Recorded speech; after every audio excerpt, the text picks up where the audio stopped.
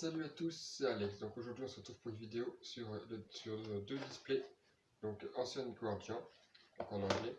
Donc c'est la deuxième fois que je tourne cette vidéo car j'ai tourné la première vidéo avec Cynet. Nous avons ouvert les boosters et les displays. J'ai transféré sur le PC et ça a endommagé les fichiers. Donc là aujourd'hui je vais vous présenter les ultras que j'ai eu dans le display.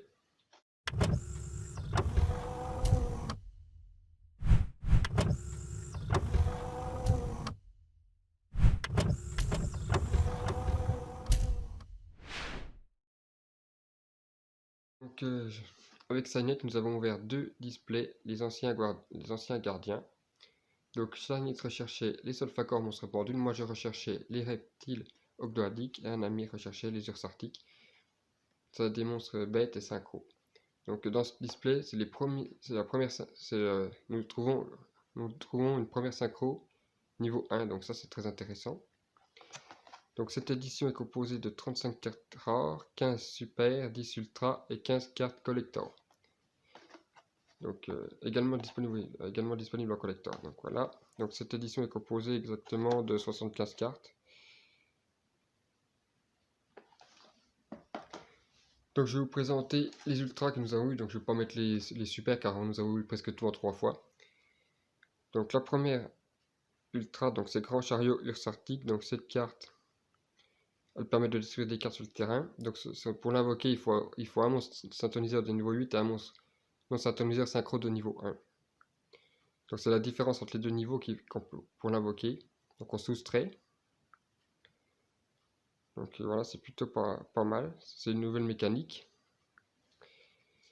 Nous avons eu en deuxième Urs Arctique Septentrion Urs Arctique. Donc cette carte a un effet qui annule les effets des monstres invoqués depuis l'extra deck sans niveau. Donc c'est anti-lien et anti-Xyz.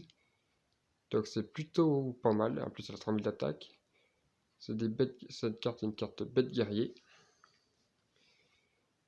Donc en autre ultra, donc nous avons eu Ogdoabyss, le seigneur Ogdoadique. Donc si cette carte est dans le cimetière, on peut sacrifier 3 monstres.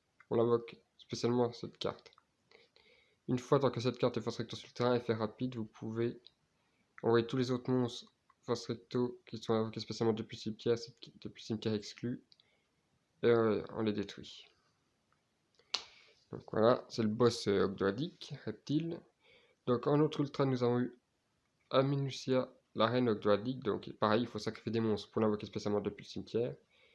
Donc si cette carte si un ou plusieurs monstres sont invoqués spécialement depuis le cimetière de votre adversaire, on peut envoyer une carte qu'il contrôle au cimetière. Donc ça permet de détruire.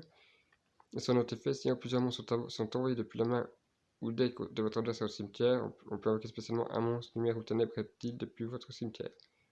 Donc c'est plutôt intéressant. Donc nous avons eu une collector rare, donc transaction.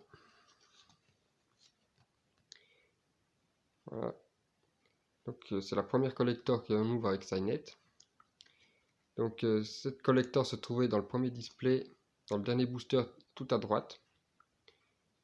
Donc voilà, petite transaction en collector. Et nous avons eu une deuxième collector, donc Venominaga, déesse des serpents venimeux. Pareil, elle était dernier booster tout à droite du display.